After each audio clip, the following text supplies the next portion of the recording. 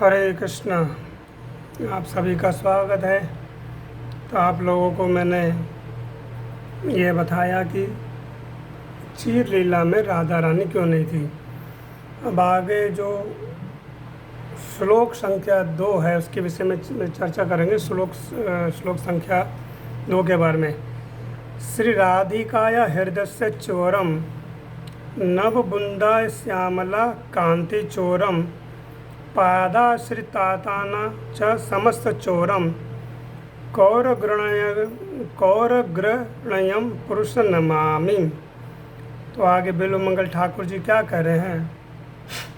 मैं चोरों में सबसे अग्रणी को प्रणाम करता हूँ जिसने श्रीमती राधा रानी के हृदय को चुरा लिया, जिसने ताजा बारिश के बादल की गहरी चमक को चुरा लिया और जो उनके चरणों का आश्रय लेने वाले के सभी पाप और कष्टों को चुरा लेते हैं। तो राधा रानी के हृदय को चुराने वाले कौन हैं? कृष्ण। राधा रानी के भाव को लेकर के भगवान प्रकट होते हैं। मैंने कुछ समय पहले वीडियो बनाया था, उसमें राधा रानी के कुछ गुणों के बारे में बताया था आप लोगों को। तो राधा रानी कृष्ण का चिंतन करते रहती हैं और कृष्ण राधा रानी का चिंतन करते हैं।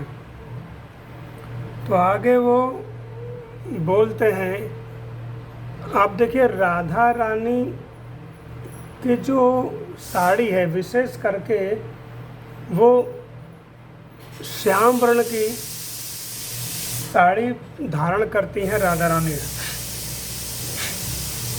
और कृष्ण पीत वर्ण ज़्यादा धारण करते हैं, पीतांबर या पीत वर्ण की धोती। तो पीत वर्ण किसका है? राधा रानी का।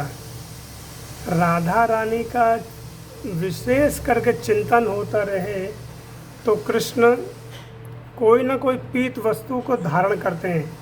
जैसे कि अगर उन्होंने कभी कोई पीत वस्त्र धारण नहीं करे तो कान में पीत वर्ण का कनेर का पुष्प धारण करते हैं। कनेर का पुष्प एक श्वेत आता है, एक रक्त वर्ण का आता है और एक पीत वर्ण का आता है।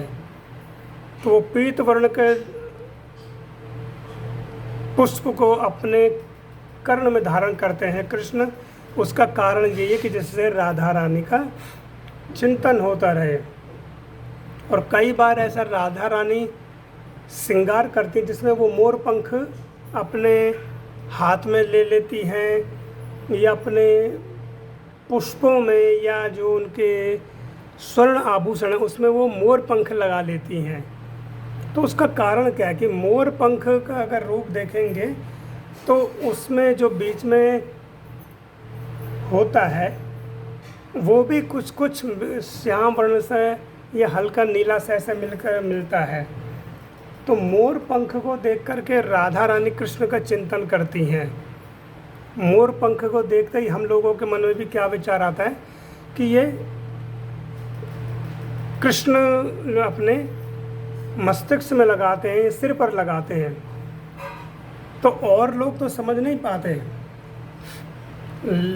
जैसे कि घर के जो बड़े लोग हैं या ब्रज के जो बड़े लोग हैं, पर ये एक दूसरे का लिए संकेत है, ये एक दूसरे के प्रेम का समर्पण भाव है।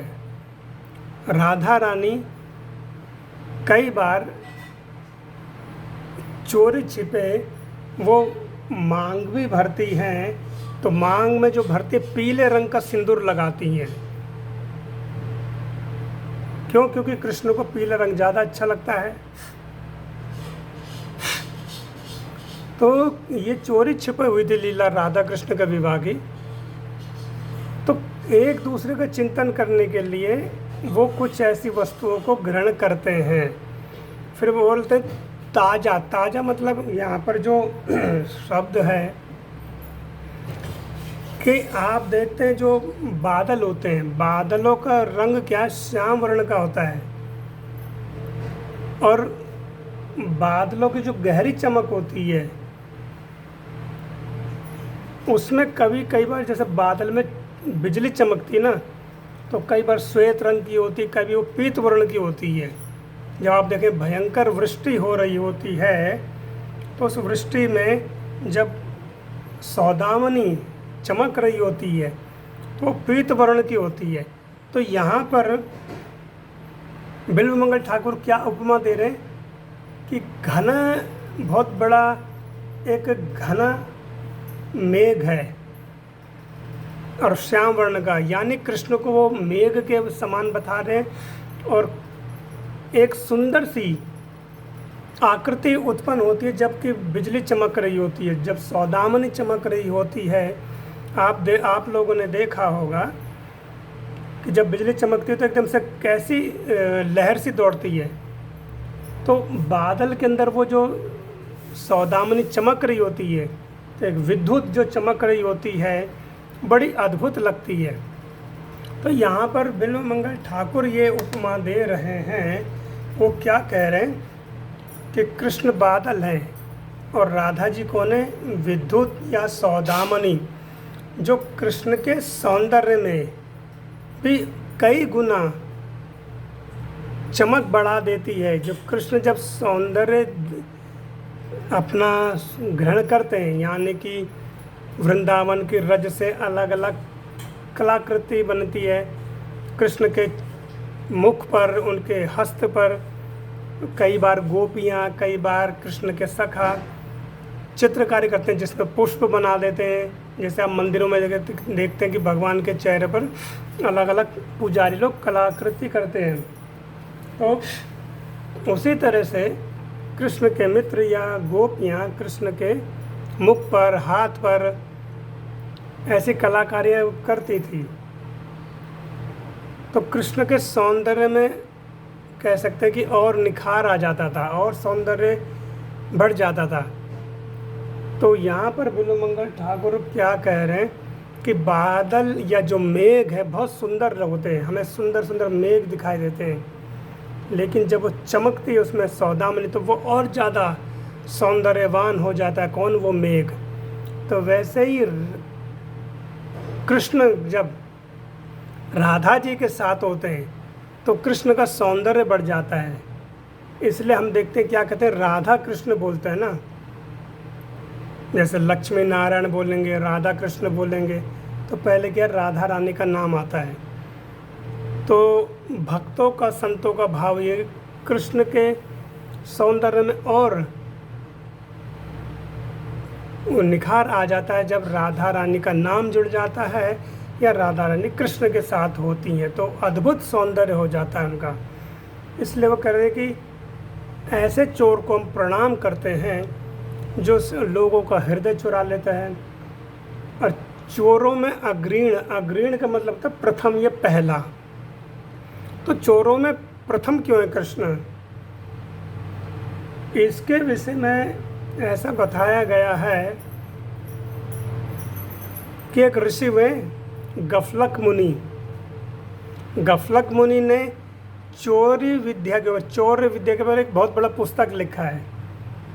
जैसे कि वात्स्यायन ऋषि ने काम शास्त्र लिखा है, वासना के ऊपर पुस्तक लिखी। पतंजलि ने योग के ऊपर लिखी। तो उसी तरह से एक गफलक मुनि हुए जिन्होंने पूरी पुस्तक लिखी कि कैसे चोरी करने जाना चाहिए, कैसे घर में सेंध लगानी चाहिए कि जिससे पकड़ा ना जाए। लेकिन कृष्ण की जो लीलाएं हैं चोरी की, जो कृष्ण अलग अलग योजना बनाते थे माखन चुराने का या गोपियों से माखन लेने का, तो गोपियाँ कहती हैं कि तो गफलक मुनि का भी बाप निकला।